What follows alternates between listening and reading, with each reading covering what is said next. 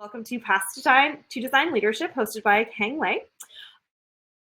Hang is a design leader with extensive experience in B2B software. She's led teams at Dropbox, Earnin, and is currently head of design at Eppo. She's definitely going to talk more about her background when I hand over to her. But before we do that, I just want to tell you a little bit about Design Lab and introduce us and who we are. Oh, whoops, didn't need to do that yet. So I'm really excited to have all of you all here today, if you're from our community or outside of it. A little bit about Design Lab. We are an online education platform focusing exclusively on digital design. Our education model essentially combines online project-based learning with expert live mentorship. Over 20,000 students have taken our classes, and we have programs for those transitioning into design careers, working designers, design teams. We offer custom team trainings, and we also have some courses now that we're coming out with for folks who maybe want to learn UX UI but aren't necessarily designers. So a little bit of something for everyone, whether you're a career changer or just looking to upskill. And then the last thing that I do want to mention today is that we are offering all attendees of today's event a $100 off discount code for our courses, which can be applied to any course of your choice. All you need to do is enter the code on the screen at checkout, and it'll be automatically applied. I'm also going to drop a link in the chat with the coupon automatically attached that will link out to our courses page, so you can check out all the different courses that we have to offer designers, like our AI for visual design course. We have an advanced accessibility and usability course, some programming around Figma, and of course our pilot program UX Academy, which is more geared towards career changers. Cool. So I'm also going to just share some ways for y'all to get in touch with our team if you'd like. Our admissions email, that's a great way to just get in touch if you do have any questions about Design Lab and what might be right for you, or just want to reach out and say hi. And with that, I'm going to hand over and introduce hand over to our speaker, who I've already introduced. And I'm just going to get out of y'all's way. All right. Thank you so much, everyone. And Hang, you can go ahead and take it away.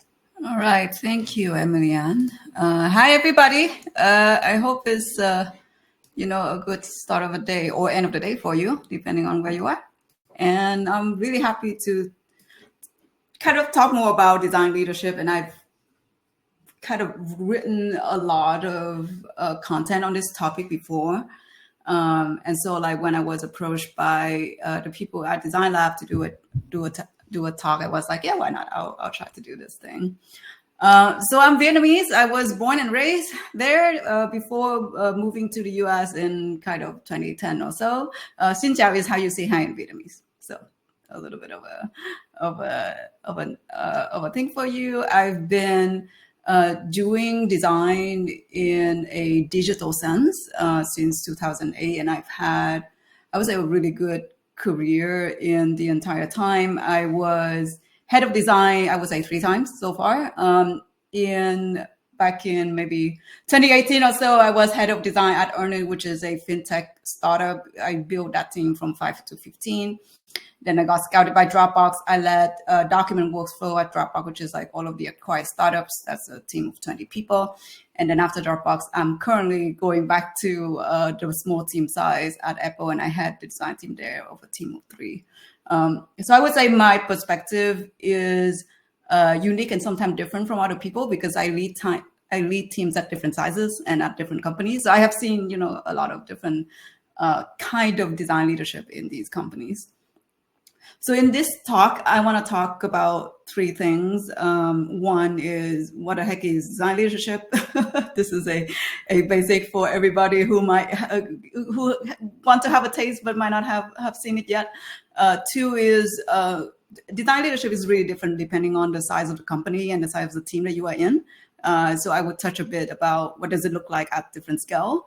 And then thirdly this is a really strange time. Like, people are, companies are laying off left and right. I know a lot of designers are worried for their job security. I do believe that in a time of difficulty is when you can carve your own path. So I will talk a little bit about how to do that. So one, what is design leadership? So in the textbook kind of answer, leadership is the ability to guide or influence others, people, right?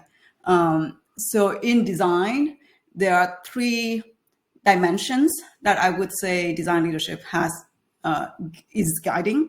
One is you guiding the quality of the work. Second is guiding the strategy of the company. And then thirdly is guiding kind of the team that is putting out whatever the product or the website, depending on what you're designing, like the team that is doing that.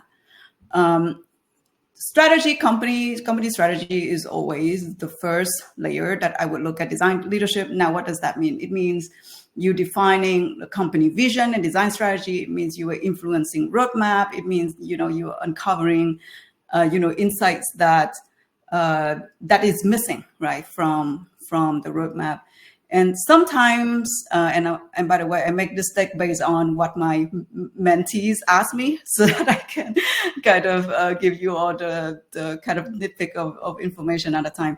What is the difference? Normally, the question they ask is, what's the difference between a company vision and design strategy? And this is the easiest way that I can explain it. So you think of a company vision as, why do the company exist and what impact do they want to see? It has nothing to do with how design is done. Plus, like, okay, why you need to exist, but then what is the market's feedback to the vision of the company? So maybe you say, hey, we want to do, pet care for everybody, but we charge like $500 a day. Nobody is buying it, right? So you have a good vision, but not good business health, or vice versa. That happens all the time. Design strategy is making choices in what do we want to do and how do we do it, based on the insight and the data that we got from the vision of the company and the business health. Sometimes it's hard to differentiate, but I want to stress that, this is our realm, right? This is the realm of design leadership from a strategy perspective, is what values do we provide and how do we provide those values?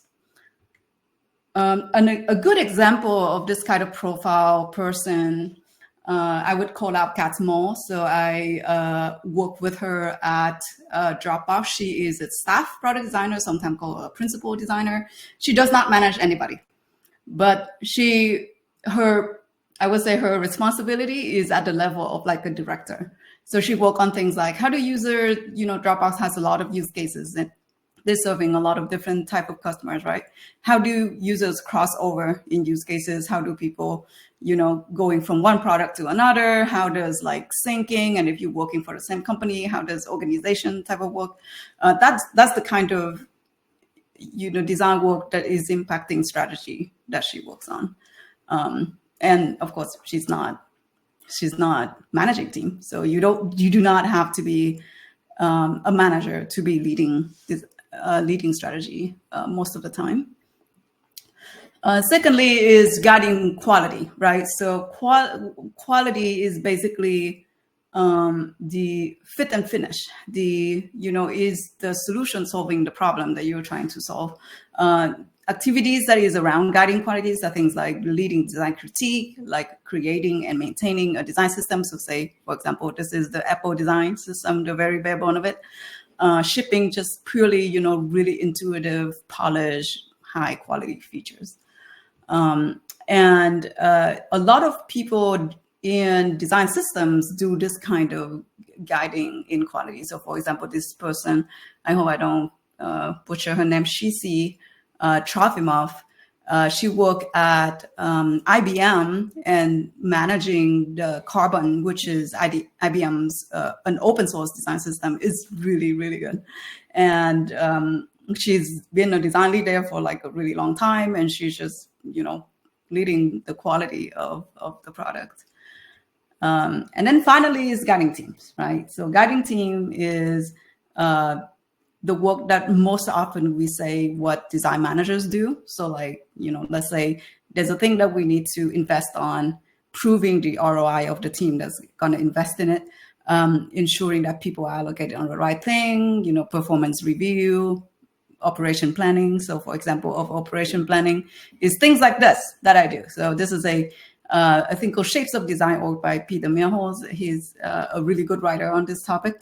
And how he was saying on this is basically you have, most often you have, two ways of managing your team, right? One is you have a director of design who manage like different business unit, and then the UX research and the design operations are kind of like horizontal function. Or you do another thing where you have design director with a much smaller design team, missing the design manager, and then they are more like verticalized, business unit from each other. And teams have different shapes, and they go through evolution. A lot of the time they start out like this, and then they move on to like this. And then as a design leader, what we're looking at is like, well, what shape should we make, right, to make the things that we want to make?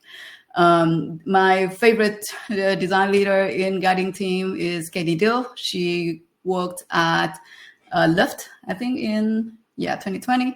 Then she moved on to Google Ventures, and then currently she had design at Stripe. She has this really good talk called Demystifying Design Leadership on YouTube. I would highly recommend you watch it.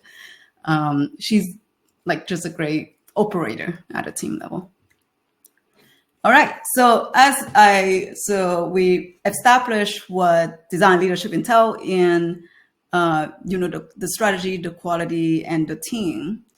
Now, depending on the size of the company, it would be either more or less complex, right?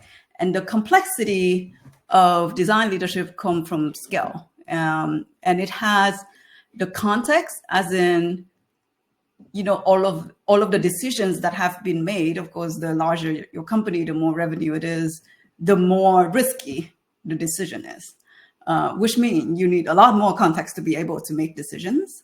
And then secondly is, as the org evolves to have more people, then we have more opinions that we need to manage, right? And more people that we need to align. A really good model to think about this is also taken from Peter Mills. The role of the design leader, there are three areas. One is we're coaching our team, right? So thinking of this as the design leader, and then this is the team. We're coaching them. We are diplomats to the people who are at the same level. So it's like, I'm a diplomat to my head of product or my head of engineering. And then we advocate for the team, for the customers, to the people above us. And as the team grow, the makeup of those activities change, right? So in a smaller team, such as the one that I have right now, most of my time is in coaching the team, and a little bit of managing up and then managing across. As the team get bigger, then most of my time, when I was the design director at Dropbox, most of my time was aligning this horizontal side and less on coaching the team in that sense, because I already have design managers who would be coaching the team for me. And this is the reason why a lot of the time you have design leaders who grow up into this kind of bucket, and they're like, well, I'm not doing design anymore because I'm not, coaching the team, which is totally true, because at this size, the time is best spent in growing the culture of the company and ensuring that the strategy fit what the team is trying to do, rather than doing design critique or design details in that sense. So that's how the different company sizes or shapes would impact the role of a design leader. And then the third part that I really wanted to talk about is how do you carve your own path? If anything, the biggest, sometimes I don't know if this is surprising or not, but in order to be recognized as a leader, you need to first show that you are already doing it, right? It's very unlikely that we will be, promoted or things, or being put in a position where we can lead just by kind of, sitting and waiting, or thinking that people should see our potential without, doing anything about it. And I think especially true in this day and time, because we live in tough times, right? The other day I read a blog post from somebody who said the designers that I lay off, they are not low performers. It's not true, and a lot of them has been a high performers, and even like right before they got this news that they will lay off. And there's this sense that like corporate America is like breaking up with design because of all of the layoff that is ongoing. But to me, it means, when there's a value of design in the organization, and when you don't have enough designers, not that we already had a lot before, there will be gaps. And I believe that creating opportunity is filling the gaps that is there. And I'm sure that you have seen it in your company. I don't believe that it's hard to see. So then the question is, how do you, strategically go about this to lead your organization, right? So I think of it as there's three things. I like things in three. One is we need to understand the company's most pressing problems. Two is we need to be the agent of change, be the change that you want to see, right? And then thirdly is we need to influence other people for a buy-in, and so that we can execute and creating impact. I believe that, the first part of it is that we proactively spot the issues, because that's likely what your company is asking you to do. The easiest way to find this is use your one-on-one time with your manager, your cross-functional partners, your leaders. If you don't have one-on-one time with them, you should get one-on-one time with them. And then ask them, like, what are your most pressing issues in, strategy, quality, and team, right? Just use those three prompt words, and then you likely get something. And then can you help it to take it off their plate, right? Or like make something go faster. Example of quality problems are like things like, are you solving the problems that are worth solving? Is the thing that you ship high quality, right? Do people rave about the thing that you ship? Do the ship features actually match the design, or is it just like whatever goes? Is it buggy and people keep complaining, right? Are you customer using it, adopting it, and not just like shipping things? Those are all signs of like having a quality problem. Strategy problems are things, signs of strategy problems are things like, for example, can you, at the top of your head, list out what is the most important thing for your company to deliver in the next 12 months? If you can't, it's likely that you do not have a strategy or nobody is telling you what a strategy is. Is your promise, which is your marketing, aligned with your delivery, which is your product, right? Like very often fake marketing, right? Marketing say whatever, and then the product doesn't match, or the other way around where the product do too much, but the marketing is not, sophisticated enough for it. And then thinking about the customer journey, where is the most painful. When I think of customer journey, I think of very simple way of thinking about it like this, which is from a customer perspective, when they experience the company, there's basically four different things. One is at first time, what is this thing, right? What is this? Second is, how do I get started? How do I use it? And then how do I pay or like renew it? And it matches with kind of like the functions that are kind of responsible for that thing. So say, what is this thing is marketing and sales. How do you get started is basically sometimes a growth team, sometimes marketing, sometimes product, depending on the company that you're in. How do I use it is about, retention or like product side. And then how do you pay is like a renewal revenue thing. So like being able to pinpoint where the biggest issue is, and if I have to guess, most of the time is the top of funnel here, is already, kind of thinking and talking strategically in your company. Team problems are things like, do the org have good connection? Do people understand the company vision? Are project staff, or is it just like thrown around to whoever? What skills is missing? Can your team innovate at the speed relative to the work complexity? So for example, if changing a text takes 2 months, that's probably too long. And there's likely a process or people problem somewhere in there, right? Are you getting design feedback at the right time? Or are you just like throwing spaghettis and then hoping that somebody would use it in a later time? So some examples of the things that I've done in kind of finding strategic problems is a very simple audit. So here's an example of what I did on Eppo when I just joined.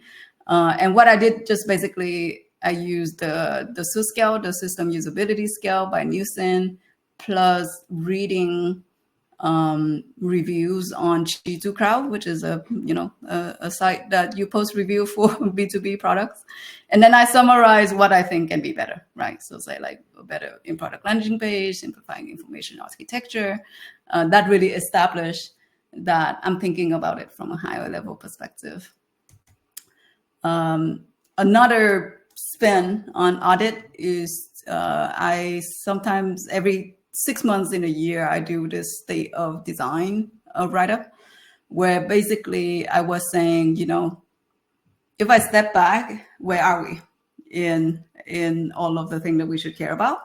And I devise like what I think we should do. So for example, in the product, I say, we need to increase our POC success. We need to redesign this part. We need to, the team is fine, so there's no need to change. And then process why, we should QA more, as an example. So that's state of design. And then after you define what the problem is, then you need to be the change, right? I think a lot of the time, the thing that stops people from wanting to lead and actually lead is to take that step to make a change. And it's like a wide difference. And I would say like, take risk is the first thing I would say. So apply your design thinking, right? We are all designers. We are all, people who know how to solve problems. The more I solve problem at a strategy level, the more I believe that this is not, it is really similar to a design problem. And basically what you do is, you gather data, right? So for example, on the question of why does your product win or lose, or like what is most important to deliver, is gather data by talking to sales and support, right? Are there like, for example, 3-level areas of improvement that you can do? And then like design what you will change, right? That's already making a change. For the question of are your customer happy, you can run like a quick survey on your most recent 10 customers, define top 3 areas of improvement and design what you change. It's basically gather data, right? Kind of framing the problem that you're solving and then solving the problem. And I'm like 9 out of 10 times the same thing. But the more important part is you need to tie the thing that you're doing to the business. And it should not just be, I want to make a change here because I wanted to. So some examples of how do you make it a business case. I don't know if people here have done the, I forgot where it's from, but there was a business for design course. But anyway, summaries of it is you either save money or you make money, right? Very simply. So example of save money is reducing costs, right? So if we have better onboarding, it means less training, less cost. Decreased churn would mean decreasing the, the customer who don't buy your product anymore, is reducing the cost because the cost to acquire a new customer is likely very high. So if we solve the biggest problem in a satisfaction problem, then we can have more satisfying campaign people, meaning they are less likely to churn, right? So those are saving money kind of business case. And then you have the making money business case. So things like increasing acquisition, meaning like how you get new customers. So for example, in quality, right? If we have a consistent quality, it means people would love us more. It means they are gonna tell their friends about it and the network about it. And the network is gonna come to us, which means we spend less to get more customers, right? Or increasing adoption of certain features. Like if we test more, it means the features are more likely to be satisfying customer, which means we rework less. and people are going to use the product more, which will lead back into adoption and retention. So think about that, right? Like, don't talk at this level. Don't think at this level, think at this level, right? Because that is what people will, your business leader is going to respond to this level. And then thirdly is often when I see this growth is very likely outside of your role and your comfort zone. Outside of your role means you might have to, solve a problem that the salespeople have. And it might not even mean designing more features, right? So I would say that, funny enough, I would say the biggest impact that I've made in my first 3 months or so at Eppo was designing this slide, which is a slide in the sales deck that is trying to communicate the infrastructure of Eppo, as in like, what do we do? And it's big impact, it's strategic, and it has nothing to do with product design, but it has everything to do with solving the biggest problem of the business, which is we need a better design sales deck, right? And a lot of the time that is how people who don't normally work with us see us in a new light, because they can see that our skill is solving a problem that they care about, and it is not just a design problem. Caveat in this phase is please make sure you are aligning with your company strategy. Like, if your company just went through a layoff, like, don't pick the problem of like, hey, we don't have enough people to do this thing, so we should hire more. It's not going to work, right? Let's be realistic. So then after you have a plan or make a change in what you want to see, sometimes it will go well and then everybody claps and then congrats, you are seen as a leader. Some other times, there's a lot of people invested in the thing that you want to solve. Likely, if it's important to the company, there are a lot of people involved in it, right? So how do we, the larger part of it is influencing other people and gaining support to execute the thing that you want to execute. And then the exercise I like to do this when I run into this problem is called a relationship map. Now, what does that mean? It means you need to answer 3 questions. Who do you need feedback and support from? Who has the trust of the org, and do they trust you? And then who's going to object to this, right? Who do you need to convince? There's this lesson. This is kind of like a semi-big lesson over here that I did not realize until I work in a larger company is a lot of the time you have very likely a lot of the time you have imbalance of power and trust. Now, what does that mean? It means there are people who have a lot of power but don't have the trust of the org, and there are people who don't have a lot of power, but everybody trusts them and everybody comes to them. This might sound like politics, but I do think convincing people is about having an agenda and then bringing and then not being afraid of playing politics, so to say. And so the most important thing is you need the support from the people who have high trust, because those people will support you. They will help you in realizing the goals that you need. So don't think about, people you need to influence as only people in power, but rather people who are high in trust. And then think about this, right? Like there are the teams that need coaching. There are people, horizontal who we would need to be diplomat to, and we need to advocate on top. Like who else in this, whole circle around you that you need the support from? And then the biggest tip that I can share on influencing is, why should they care about the thing that you're doing, right? To be honest, nobody cares about design system, right? Like, let's be real.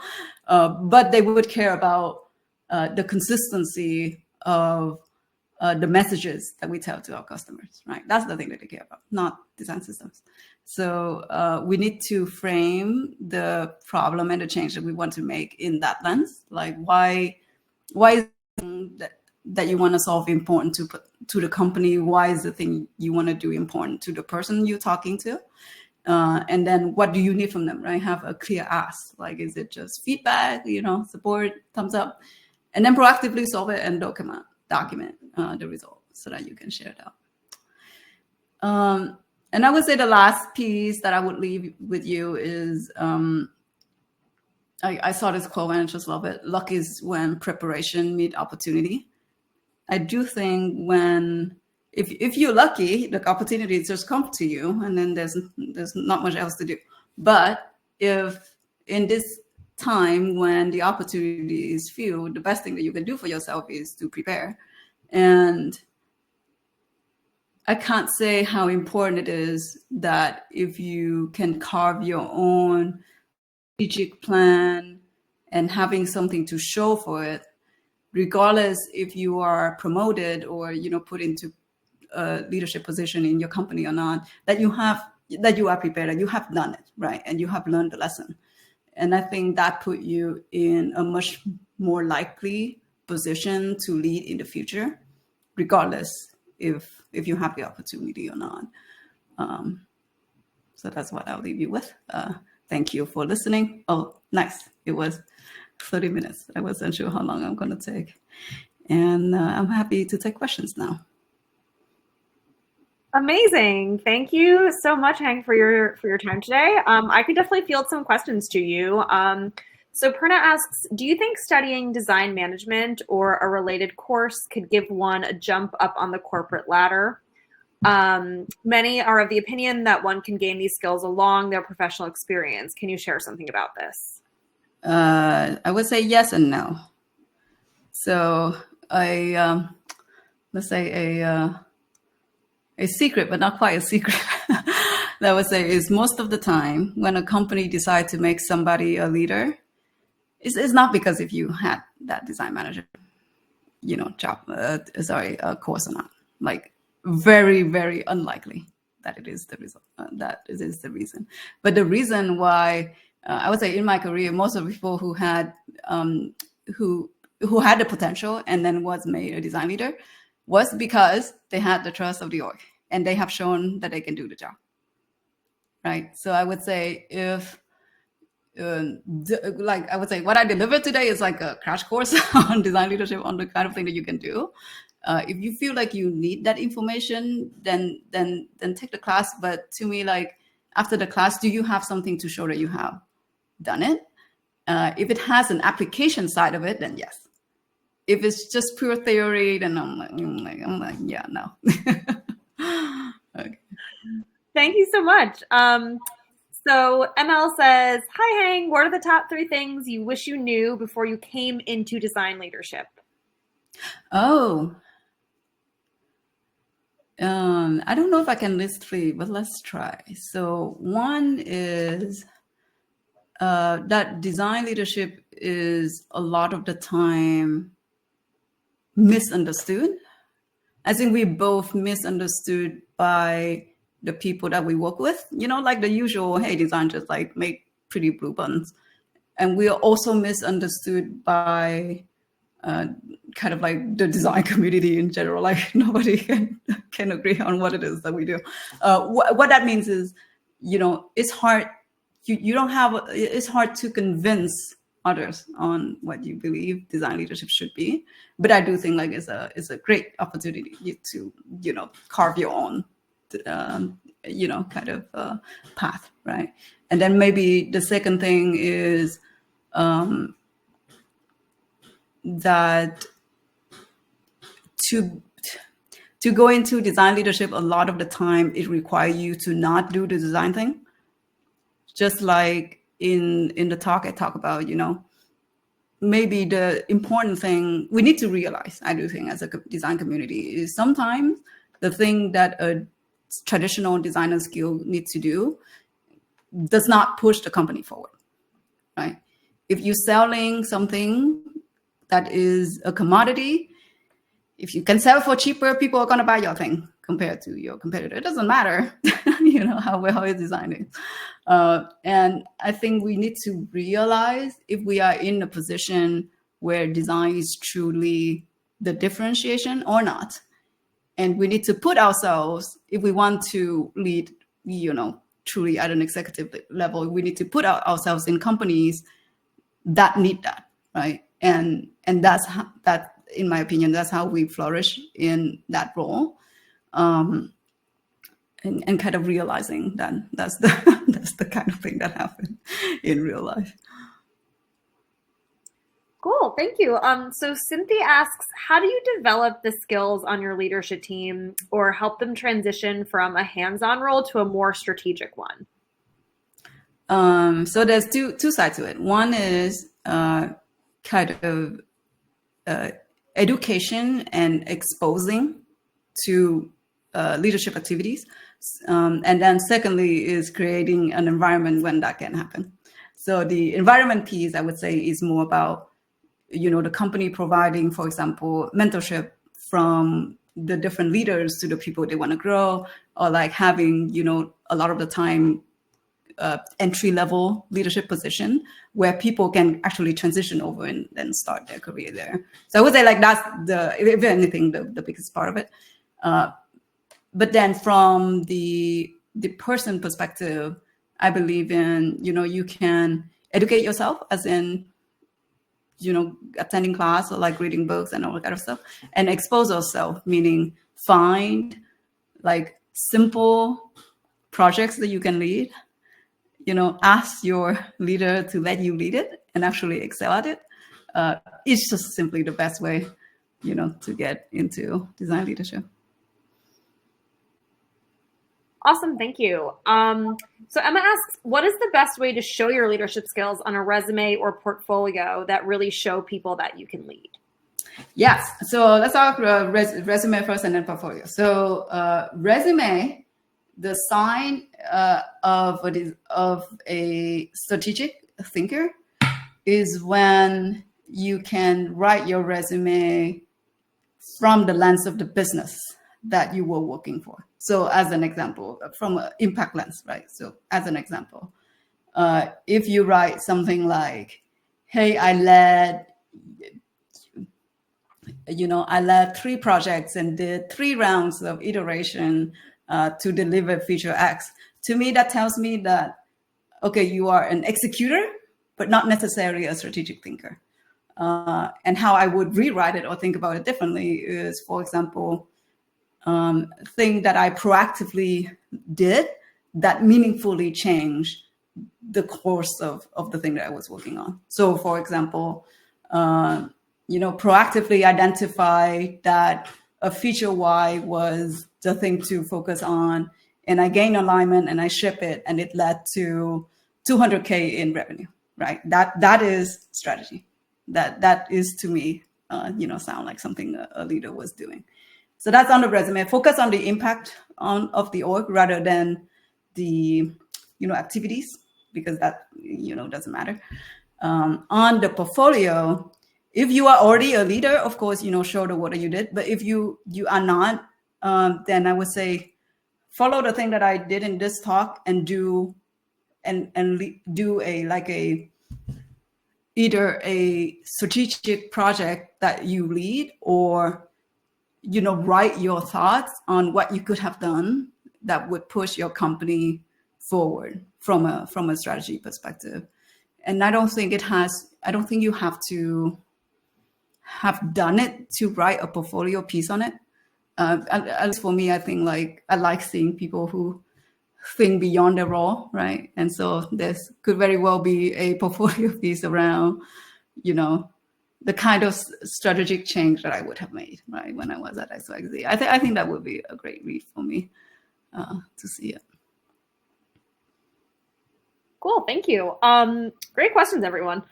So Cynthia has a question about the roles that you mentioned at the beginning. So at the beginning, you mentioned 3 roles: advocate, diplomat, and coach. Yep. How do you measure each, and how is success seen in the first 2?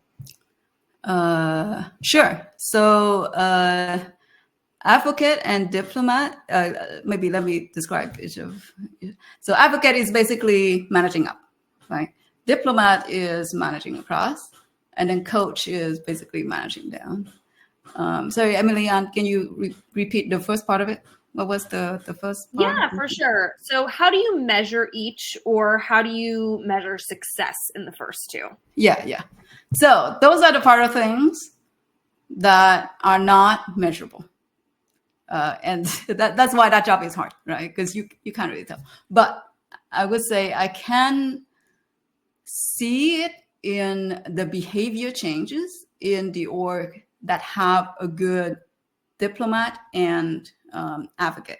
So a good when you have a design leader who do really well in the advocate kind of a role, what you would see is, for example, your CEO don't come to you in the last minute wanting to change the design detail, or kind of they are involved in the executive. Very important. Executive is where you actually discuss, companies of executive meetings, right? As an example, or like when there is a company problems, they are actually leading some of them and are not just seen as a design leader, meaning they are seen as a leader of the entire organization. Like that is how you can tell that you have a good advocate. And then a good diplomat is when you see a cohesive story of strategy, such as, the head of product, the head of design, the head of engineer agree on what a team needs to work on. Surprisingly, a lot of the time it doesn't happen, but when you have a good diplomat, that should happen. We see that product design and engineering are on the same level of power, right? That on a team, we see them being empowered together rather than just say product make all of the decision, engineering, of course, make engineering decisions and design only follow. Then that's the sign of, to me, a poor diplomat who is not elevating their team's position in the company. So it's kind of, hand wavy, but I think like once you see it, you would see it in the more in the culture and the behaviors, rather than like, is there a number that no. But those are the input, right? Those are the input to a strong company, which leads to good business. So there's a link somewhere. It's just not measurable. Cool. So we probably have time for like one or two more questions. So Natalie wants to know, what are some of the most important skills you think you need to have or develop in order to be successful with design leadership? As a design leader, you mean, or like working with a leader? I think as a leader. As a leader, yeah. The best design leaders that I've seen, they excel at, let's say, two things. One is that they have courage, and because a lot of the time, as the leader, if a decision is easy, I never have to step in, right? The team can just make decision. Normally, you need a design leader when the decision is difficult, where there's no really a right or wrong answer, and because we have the view of the user needs and the business needs, I believe that the design leader is the people who like step in and actually facilitate those the difficult conversations, and that is not easy, right? Which means you need the courage to step in and say, "Hey, I object." if I have to say it nicely, and we should think about it from this lens, right? Like I think like those people are really, really good at kind of making hard decisions and have the courage to make hard decisions.